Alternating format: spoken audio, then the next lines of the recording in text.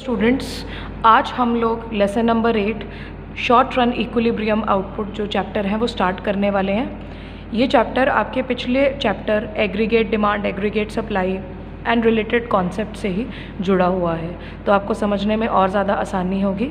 सबसे पहले इस चैप्टर का जो मतलब है, नेम का मतलब है, वो मैं समझा देती हूँ।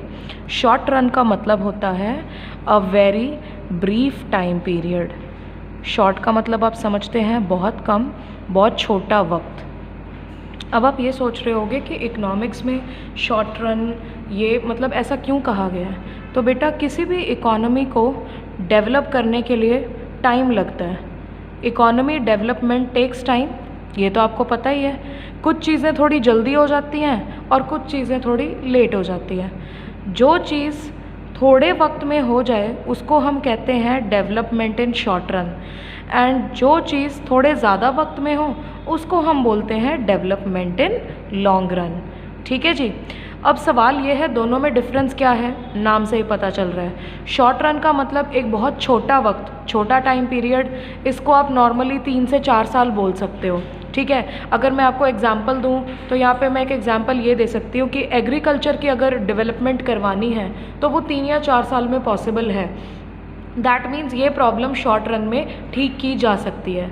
लेकिन अगर मैं आपको ये बोलूँ कि हमें अपनी इकोनॉमी को डिजिटाइज करना है, टेक्निकली इम्प्रूव करना है, तो क्या वो 3-4 सालों के अंदर हो जाएगा? नहीं, उस चीज़ को टाइम लगेगा। मतलब आपको 5 से 10 साल लग जाएंगे उस चीज़ को अचीव करने में, या उससे भी ज़्यादा।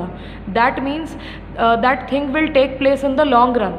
ऐसा नहीं है कि वो चीज़ कभी पॉसिबल ही नहीं होगी, पॉसिबल होगी लेकिन लॉन्ग रन के अंदर। ठीक है जी। तो ये शॉर्ट रन और लॉन्ग रन था।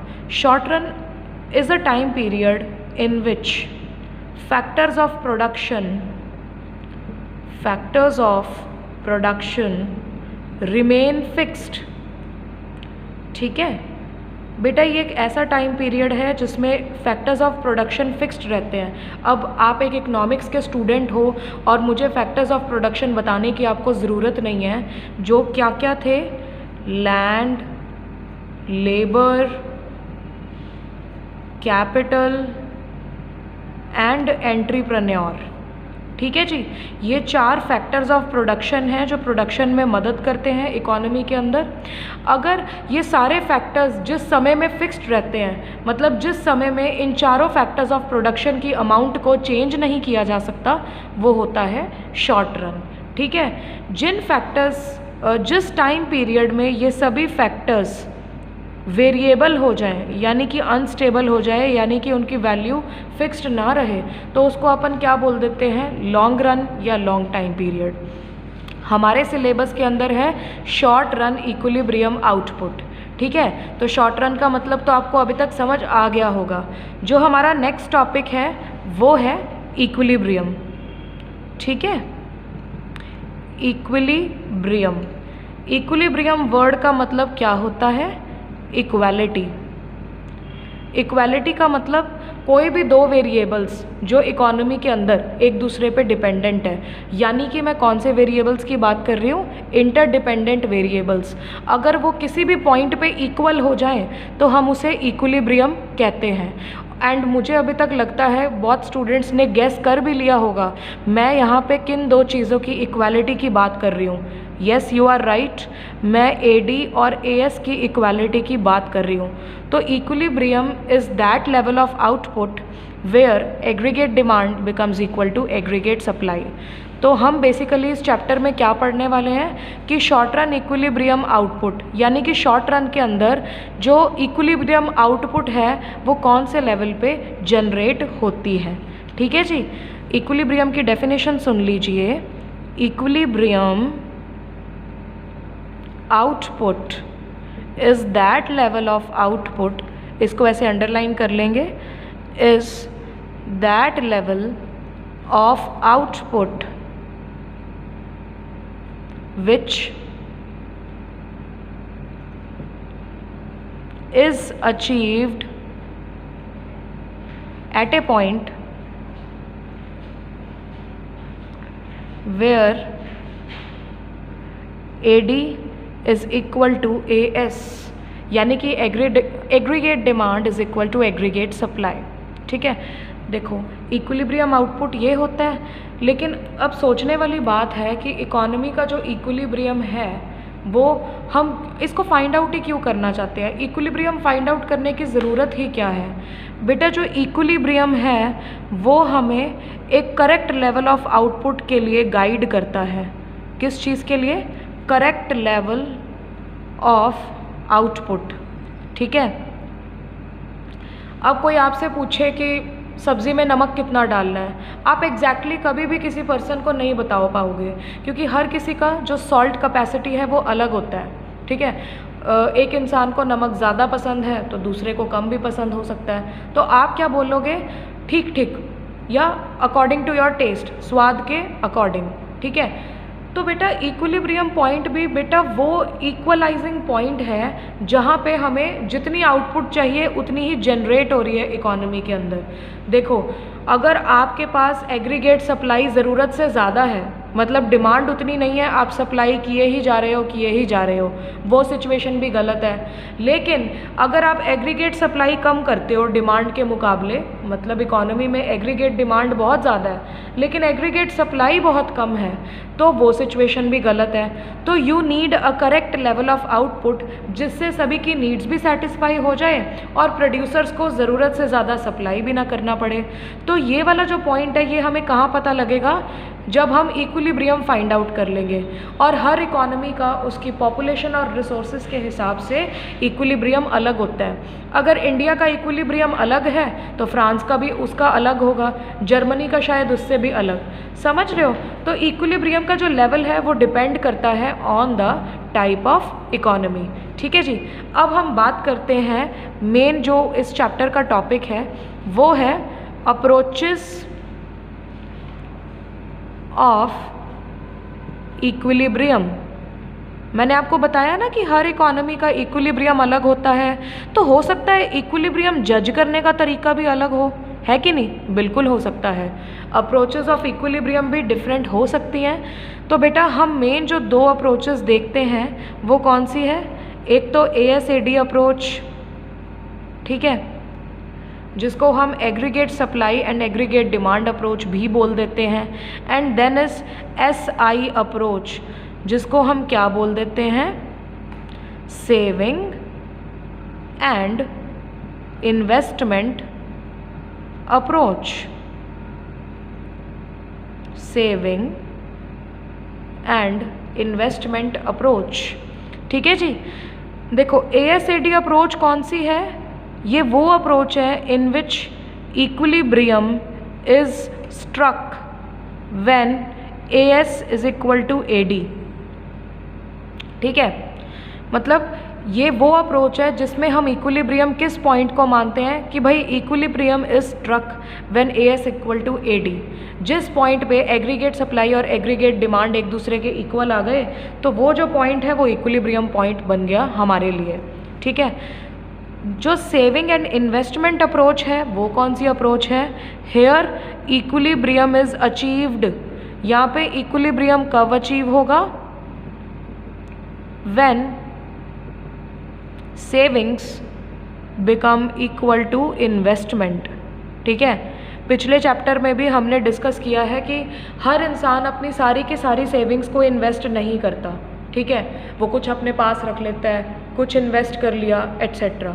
लेकिन कई बार क्या होता है, इकोनॉमी में अगर पूरी ग्रोथ हो रही है ना तो इसके पीछे कारण ही यही है कि लोग अपनी सारी की सारी सेविंग को इन्वेस्टमेंट में कन्वर्ट कर देते हैं। और जब वो पॉइंट इकोनॉमी के अंदर आ जाता है ना, इकोनॉमी इक्विलिब्रियम के अंदर काम कर रही है।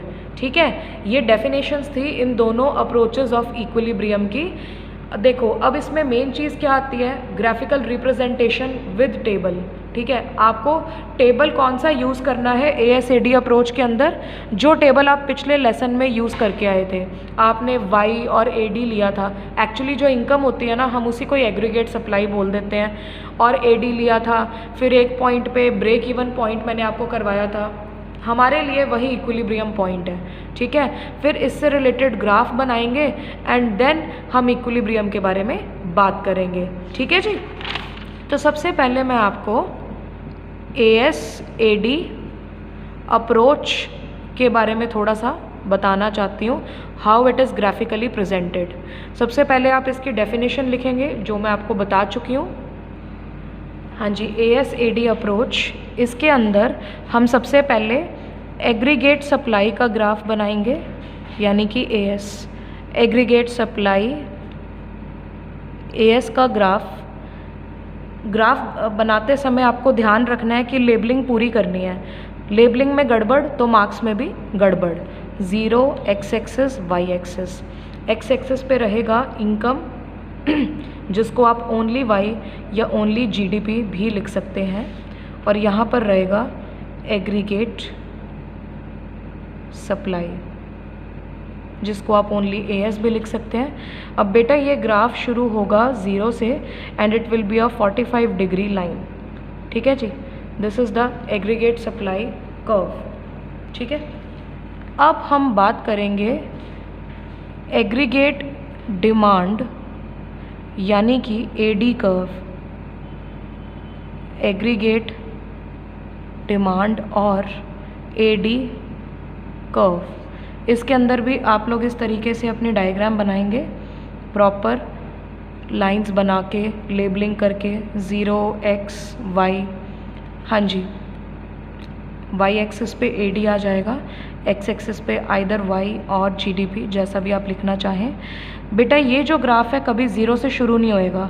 मैंने आपको ये पहले भी बताया है कि जो एग्रीगेट डिमांड है वो एक पर्टिकुलर लेवल ऑफ y से शुरू होती है, फॉर द सिंपल रीज़न कि ये जो गैप है, ये जो इंटरसेप्ट है, ये क्या शो करता है, C बार, यानी कि ऑटोनॉमस कंजम्पशन।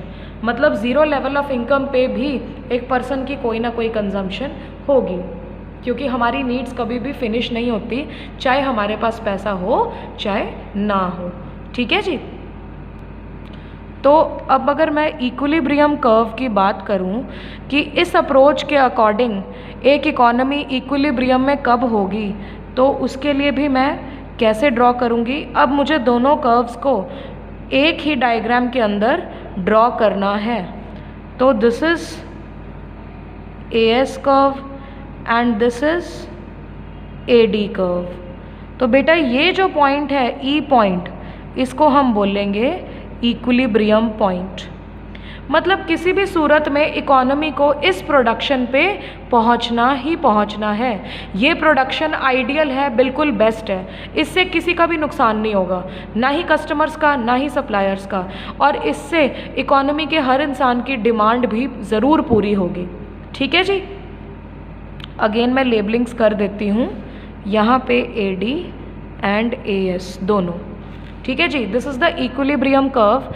अब इस कर्व को आप लोग पहले भी बना चुके हैं और समझ चुके हैं, लेकिन मैं कुछ बातें इससे जुड़ी हुई आपको बताना चाहती हूँ जो आपने पहले नहीं सोची होगी, ठीक है जी। देखिए बेटा, सबसे पहले मैं ये चीज़ एक्सप्लेन नहीं करूँगी कि पहले यहाँ पे थी इनकम, फिर बढ़ी, फिर जो AS है वो AD से बढ़कर हो गई, ये सब आपको पहले भी पता है। बेटा ये इक्विलिब्रियम पॉइंट है, लेकिन कई बार ज़रूरी नहीं है कि जो इकोनॉमी है हमेशा इस पॉइंट पे होगी। कई बार बेटा इकोनॉमी में जो एग्रीगेट सप्लाई है it becomes greater than aggregate demand. मतलब मान के चलो वो यहाँ इस लाइन में कहीं किसी पॉइंट पे है, aggregate supply is more than aggregate demand, तो उस केस में क्या रहेगा, खुद से अपने दिमाग से सोचने की कोशिश करो। एग्रीगेट सप्लाई का ज़्यादा होने का मतलब कि प्रोड्यूसर्स हैं वो सामान तो बहुत बना रहे हैं इकोनॉमी के अंदर, लेकिन उनकी डिमांड नहीं है। दैट मीन्स जो एग्रीगेट डिमांड है वो एग्रीगेट सप्लाई से कम है, ठीक है। अब इस केस में प्रोड्यूसर्स का कुछ स्टॉक है वो साल ख़त्म होने तक भी बिकेगा नहीं, सेल नहीं होगा और उनके पास ही रह जाएगा, मतलब unsold stock will be left, ठीक है जी। तो अब इससे जो प्रोड्यूसर्स हैं वो अगले साल थोड़ा कम सामान बनाएंगे। देखो अब प्रोड्यूसर कोई बेवकूफ़ थोड़े है कि उसके पास ऑलरेडी सामान पड़ा हुआ है और वो उसको इग्नोर करके नई चीज़ों को प्रोड्यूस कर रहा है, बिल्कुल नहीं। वो क्या करेगा, अनसोल्ड स्टॉक के प्रपोर्शन में ही जो नया गुड्स है वो बनाएगा और थोड़े कम बनाएगा, ठीक है। तो इस केस में क्या होगा, जो एग्रीगेट सप्लाई है वो थोड़ी कम हो जाएगी एंड इकोनॉमी दोबारा से इक्विलिब्रियम पे चलना शुरू हो जाएगी। बेटा इसको बोलते हैं ऑटोमेटिक एडजस्टमेंट ऑफ इकोनॉमी। मतलब एक इकोनॉमी अपना इक्विलिब्रियम अचीव करने की पूरी कोशिश करेगी, ठीक है। अब इकोनॉमी की सेकेंड सिचुएशन क्या हो सकती है? कई बार क्या होता है, इकोनॉमी में एग्रीगेट डिमांड ज़्यादा होती है और एग्रीगेट सप्लाई कम होती है। मतलब यहाँ वो किसी पॉइंट के ऊपर है जहाँ पे जो एग्रीगेट डिमांड है वो बढ़ते ही जा रही है, लेकिन एग्रीगेट सप्लाई थोड़ी कम है। अब आप खुद ही दिमाग लगाओ कि जब AD जो है वो ग्रेटर देन AS हो जाएगी तो क्या होगा। किसी चीज़ की डिमांड उसकी सप्लाई से ज़्यादा होने का क्या मतलब है कि देयर आर अनसेटिस्फाइड कस्टमर्स, है कि नहीं। मतलब कुछ कंज्यूमर्स ऐसे हैं जिनको डिमांड करने के बाद भी गुड्स नहीं मिल रही हैं। तो बेटा इस ट्रेंड को देखते हुए मार्केट में जो प्रोड्यूसर्स हैं वो अपनी प्रोडक्शन कैपेसिटी को हद से ज़्यादा बढ़ाने की कोशिश करेंगे। उन्होंने जो अगले साल की भी प्रोडक्शन कैपेसिटी प्लान की है ना, उससे डबल ही प्रोड्यूस करने की कोशिश करेंगे। तो इससे क्या होगा बेटा, एग्रीगेट सप्लाई फिर से बढ़ जाएगी और जो इकोनॉमी इक्विलिब्रियम में नहीं थी वो फिर से इक्विलिब्रियम के अंदर आ जाएगी। ठीक है, तो ये दो तरीके होते हैं कि मान लो ये दो सिचुएशंस के अंदर इकोनॉमी आ भी जाती है ना, तो ये एक टेम्परेरी सिचुएशन है, परमानेंट नहीं है। क्योंकि परमानेंट क्या होता है, इक्विलिब्रियम। हर इकोनॉमी अपने इक्विलिब्रियम को कोशिश करती है अचीव करने की। ठीक है जी, तो ये था equilibrium according to ASAD approach. Now the SI approach और the saving and investment approach, इसके अंदर बेटा सबसे पहले हम सेविंग कर्व बनाएंगे। सेविंग कर्व मैं आपको पहले भी जो है बनाना सिखा चुकी हूँ, एक बार मैं फिर से ड्रॉ करके बता रही हूँ। ग्राफ की लेबलिंग बहुत इंपॉर्टेंट है, हम सब ध्यान रखेंगे ये चीज़। 0 X Y एंड -Y। देखो माइनस का कॉलम चाहिए क्योंकि सेविंग्स 0 लेवल ऑफ इनकम पे नेगेटिव होती हैं। ठीक है जी, तो हमारा सेविंग कर्व यहाँ से शुरू हुआ, यहाँ पे टच करता हुआ X एक्सिस को ऊपर आ गया, that is the saving curve. कोई मुझे बता सकता है कि ये पॉइंट क्या होगा? Yes, you are thinking it right, this is the break even point. ठीक है जी, तो ये सेविंग्स कर्व है। Okay, now comes the investment curve. तो इन्वेस्टमेंट यानी कि जो I कर्व है हम उसको कैसे बनाएंगे, मैं पहले बना देती हूँ, फिर इसके पीछे का जो लॉजिक है वो आप सभी को एक्सप्लेन कर देती हूँ। अगेन ग्राफ वही वैसे ही बनेगा, Y GDP and this is investment I।